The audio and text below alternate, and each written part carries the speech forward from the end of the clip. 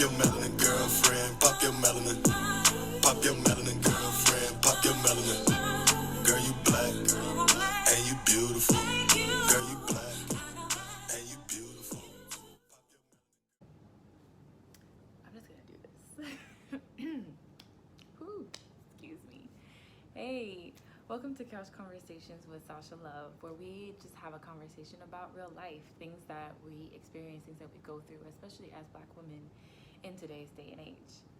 My name is Sasha Love. So glad to have you here. And before we get started, go ahead, feel free to like and subscribe to this channel so you can be updated as new videos come up. Also, below I will have some information about my Instagram page and also another YouTube channel that I'm starting that has more creative content like art, poetry, things like that. So you can tap into that as well. And lastly, there's an email there. I don't know if people still email. I'm gonna put it down there just in case. I'm a little old school. I have an email below where you can just kind of reach out to me, contact me, or you can contact me directly through a DM in Instagram. So without further ado, let's kind of get started. So off the bat, I don't proclaim to be any expert or the guru of all things life, or even have the answers to all the questions that you may have related to life. Honestly, I am here to have a candid conversation with you, as I kind of wish women in my life had conversations with me. Don't get me wrong, we have great inspirations in history. We have amazing Black women that we can relate to, that we can aspire to be like, that we can learn from, that we can even have their inspirational quotes on our mirrors, on our walls, to kind of inspire us and encourage us to be the very best version of ourselves. But even more so, what I really needed was someone to have the real conversation with, someone to live real life with. So that's kind of what this platform is all about. And without further ado, we'll go ahead and get started. The topic will vary day by day. It can be topics like identity, sex, relationships, school, graduate school. You know, the topics will vary. It will range. And if there's something specific you would like to talk about, feel free to drop it in the comments below and we can explore it and go from there. No content, no question, no thought, no idea is off limits, and I will do my best to address them as much as I can. So, a little bit about me. So, Sasha Love. Other people close to me call me Arsh. Sasha Love is preferred. I actually grew up here in Miami, Florida, and I went to California for about 4 years to finish up medical school. So for those of you who kind of know what that journey looks like, I'm actually currently a medical resident back here in Florida, and I am training in family medicine with the hopes of one day doing a fellowship. We'll see. So right now, that's kind of a little bit about me. I'm also a daughter. I'm also a friend. I'm a sister. I am a mentor. And that's kind of about it. An entrepreneur, you know, a creative, someone who's artistic. Yeah, and just love to do a little bit of everything. So today the topic that I really want to talk about is identity. One of the things that I've struggled with through life is understanding what my identity is. Is it in how other people see me? Is it in what I can do? Is it in things that are just generally external? You know, whether or not the weather was good, whether or not I was treated well by strangers. Is it something internal? Is it how I feel about myself every day? Is it what I've accomplished? Is it, you know, the crazy waves of emotions that wave through me, you know, as the day goes on, as time goes on? What is my identity? Where does that come from? Is it in God? Is it in the universe? Is it in just a state of being, existing? Is it a vibrational state? Is it, you know, what is this idea of identity? And I feel like in this world now, especially with the opening of social media, with the popularity of celebrities, of all of these things, this concept of identity is becoming harder and harder to identify. And I think it's a lot easier to lean into these things and to pour so much of ourselves into social media, into other people, into relationships, because we don't know who we are. And maybe even it's kind of scary and daunting to discover who we are. So for me, that's kind of a summary of all the different ways I've gone to discover and find my sense of identity, you know, and a lot of it was external.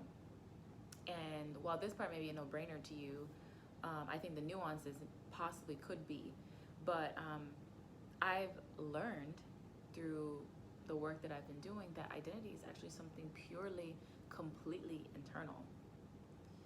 The dangers of leaning on things that are external outside of you for your identity results in you not having a sure sense of who you are. What does that mean? Break it down a little bit. For example, if your identity is in how many people like your page, or how much money you make off of YouTube, or how much you make at your job, or how thin you are, or how much you achieve, how much you get done, how much you can, anything outside of you, it's always going to be temporary, and it's always going to feel, it's not going to feel solid. It's not going to feel like a firm foundation. In that moment, when you're achieving that thing, when you're getting the likes that you've expected or even beyond, or when you're making the money that you really want to make, in that moment, you will feel this sense of identity, like, okay, I've got this. But then when those things go away, which they will, or which they can, I will say,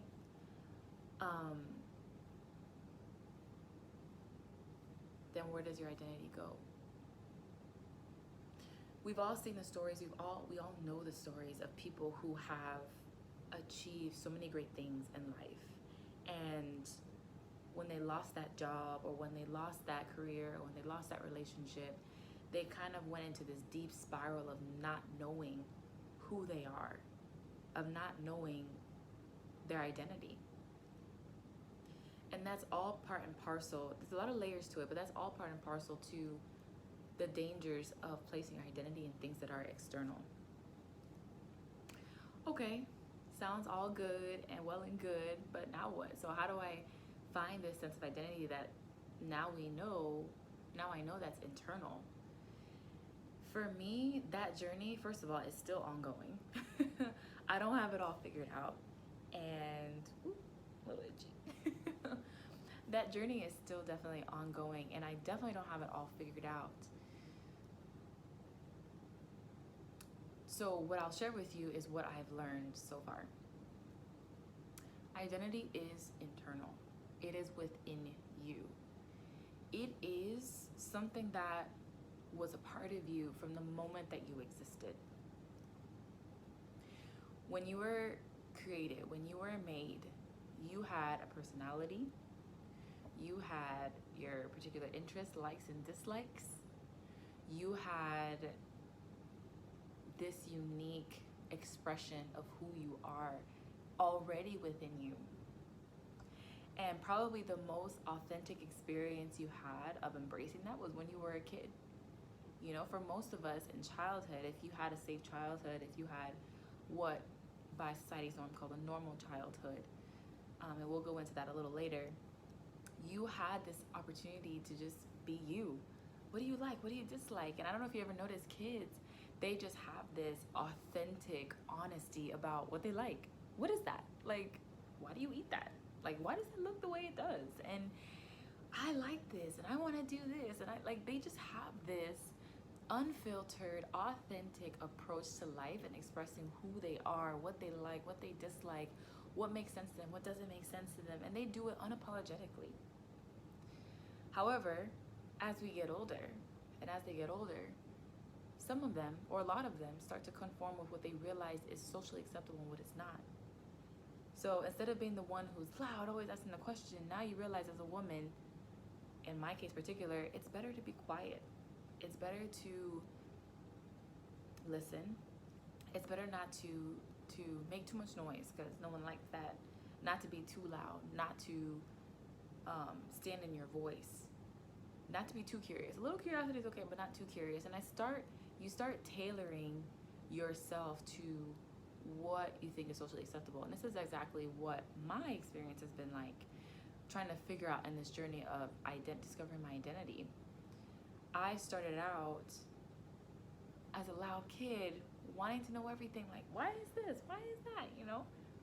And then quickly, because I'm a very intuitive person, I'm a very deep thinker, I quickly learned that being loud is not always liked. Asking hard questions or awkward questions is not always something people enjoy. And then slowly but surely, I started to tailor myself to what people wanted, to what people expected of me. Okay, these people expect me to be quiet, to be the goody two-shoes, to be the one who always says yes, to be the one who achieves, to be the one who gets the good grades, to be the one who does X, Y, and Z. A list was created by the people outside of me, and I just checked it off. Okay, this is what I gotta do, this is what I gotta do. And I think a big reason for that was because I desired to be liked. I desired to be included. I desired to be accepted, which are fundamental desires that a lot of us have. We want to be desired. We want to be wanted. We want to be accepted. We want to be loved. And as a young kid, it's simple for me to think, okay, if I do this, I'll get these things.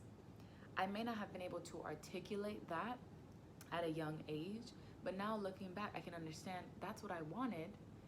And I did the things that I needed, that I thought I needed to do to create this identity to get what I desired.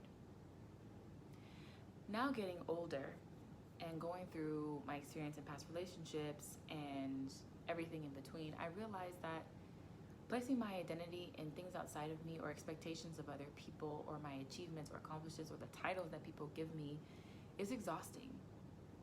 And it leaves me depressed. It leaves me feeling like I'll never be enough, or will I ever be enough? And it's exhausting trying to figure out which costume to wear each day. It's exhausting to figure out which style to put on, which facade to wear, which persona to have in different settings with different people. It's exhausting. And in the process of putting on all these masks and wearing all these costumes is that I started to lose sight of what was really me. What did I like? There are simple questions that people are asked. What do you want to eat? What's your favorite color? What's your favorite thing? Like, some things were simple to answer, but some things I'm just like, honestly, I don't know. It depends on what social group I'm around. If I'm around this group of people, my favorite food is Indian food. If I'm around these people, then my favorite food is Haitian food. You know, it depends. And I know those are silly examples, and it actually goes deeper than that, but there were some questions that I was asking myself, like, I really didn't know the answer to. I wasn't sure. And I wasn't sure what decisions to make if A, I didn't have people around me giving me impressions of what they wanted me to choose, or if I didn't have other people choosing for me. I had a really hard time making decisions. I had a really hard time understanding me. Who was me? What were the boundaries that created me? So, I just made a decision to figure out who am I? Who am I? And one of the first things I had to do was figure out and understand that I need to let go of what other people think about me. I have to let go of the ties, of the weight, of the power I gave other people to determine who I was.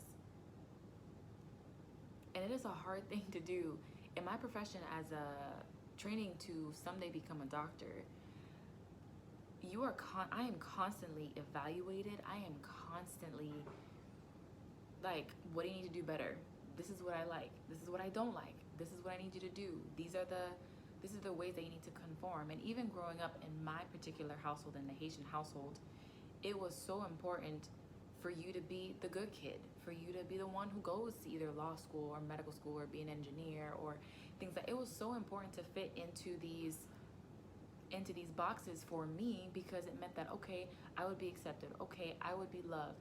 Okay, okay. This is what I needed to do to be accepted. This is who I was. This is who I needed to be. So one of the first steps, like I said, was to let go of the expectations of other people. And it's a hard thing to do. And for me, it started small. It started with picking out the outfit I wanted to wear. Okay, I know what is kind of popular, but why not wear something that I like, you know? And I'm not saying I went out there looking all crazy, but I could have if I wanted. But I started like that, wearing what I wanted, okay? Then I would do little things like take a moment to think about what I felt about something. So instead of being so quick to respond to people like, hey, you know, do you want to go hang out at this pool party or go out to dinner, or, you know, asking me if I wanted to do X, Y, and Z.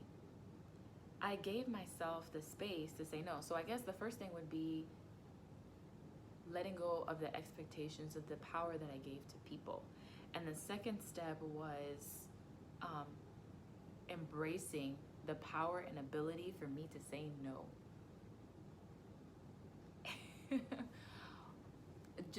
I just literally thought about how little kids, as they grow, as they develop, become toddlers and start getting a little awareness of themselves, they realize the power of the word no, and they want to say it literally all the time. No. I literally just thought about that. I was like, wow, that word is very powerful. And somewhere along the way, I lost sight of my ability, the power that I had to say no. The power that I had to say no to things I didn't want to do or things that felt uncomfortable to me. To say no to what I really didn't want to do, what I really didn't agree with. So it's a hard thing to do, especially, like I said, in a Haitian American household, especially in this culture that I'm in this profession that I'm in. It's hard to say no. It's hard to say no and say, no, I'm not doing that, or no, I'm not committing to that, because either I don't want to, I don't need to, or first of all, I don't even have to give you an explanation for why in some cases. So just say no. And in that, I started to slowly gain some of that identity of understanding who I am, like what really aligns with me, which leads me to my third point. My third point is defining and understanding what are your own core values. Is it love? Is it loyalty? Is it faith? Is it hope? Is it optimism? Whatever it is, what are your core fundamental values? And identifying that helps you to live according to who you truly are. So for example, for me, I remember being very criticized for being a very gullible person, for being someone who was so easily and willing to trust, and easily and willing to be open. And when I took some time to sit down and understand my core values, one of my core values is love. And from that place of love, that's a place that I go back to every time I'm thinking about making decisions, every time I'm considering how to treat people. And not just love for others, love for myself as well. Love for the people around me in my inner circle. Like, I draw from that, I lean into that, and then make decisions and act accordingly based on that. So that's, I would say, one of the first things, one of the things that I also had to do to determine, can't talk today, to determine my identity. And on that note, I'm gonna take a little sip of tea, which hopefully is not super hot. I'm gonna take another sip of tea. I'm gonna take a little sip of tea because, yeah, hopefully it's not too hot.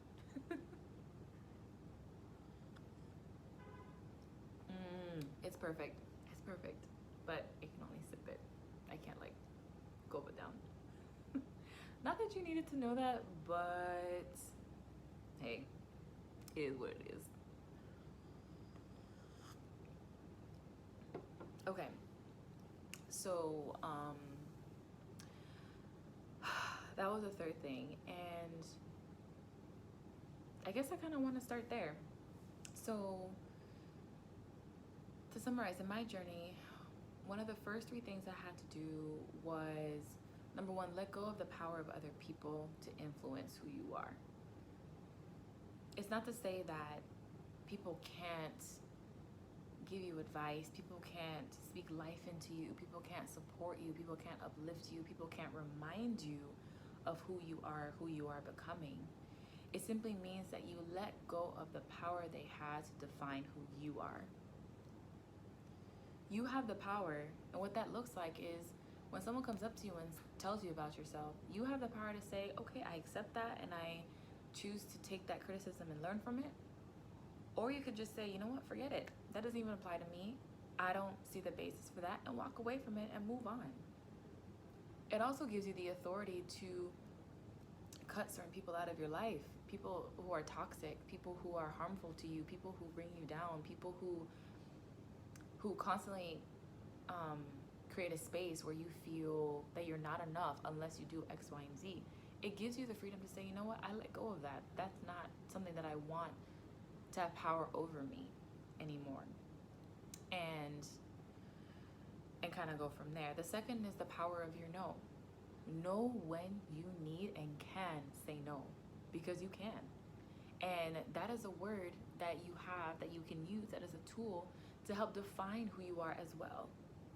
No is not intended to be mean. It's not intended to be disrespectful. It can be used to be harmful to somebody, to be disrespectful, but the word in and of itself, no, is not intended to be used that way. No is a powerful word. If someone approaches me, I've worked an 80-hour week and they ask me to commit to presenting at a conference, and I just know in my being, in my soul, in my spirit that I do not have the capacity to commit to that, my answer would be no. I'm not trying to be disrespectful. I'm not trying to put you in a bind. That's not what I'm trying to say. I'm being honest and authentic to who I am, and I'm saying no in this moment. This is not for me, and that's okay. Not every good thing also that comes to you is something that you need to pour yourself into. There's a lot of good things in life. There's a lot of things that are good in life. But do you need to commit yourself to everything that's good in this life? Do you need to commit yourself to every person, to every request, to every opportunity someone presents to you? Maybe you feel like you do. But for me, it's a no, fam. Like, if I really believe that I can't commit 100% to it, that I can't pour myself completely into it, the answer is no. Plain and simple, point blank. So learning the power of your no, learning the meaning of no, and learning to use no as a tool. It's not a weapon. It's not a way to be vengeful. It's not a way to give payback or to blackmail or to do any of these intentionally harmful things. It's simply to define where your boundaries are, where your limits are. And, oh shoot, I almost forgot the third thing. What was the third thing? Power of your no. Third, identify your core values. So for some people that could be one thing. For some people that could be 3 things. For some people that could be 7 things, 12 things. It doesn't matter.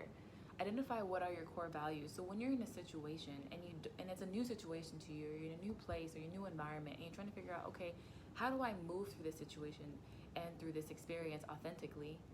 Lean into those core values that define what you believe in, that define why you do what you do, why you live the way that you do.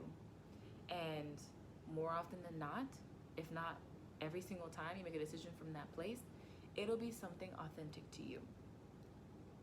So those are some of the thoughts that I have, and I think I'm going to kind of do a little mini series about identity to kind of expound on it, because even now as I'm talking, I'm thinking, oh my gosh, there's so much more that I could add, there's so much more that I could give, but I also don't want to make this like forever long either. So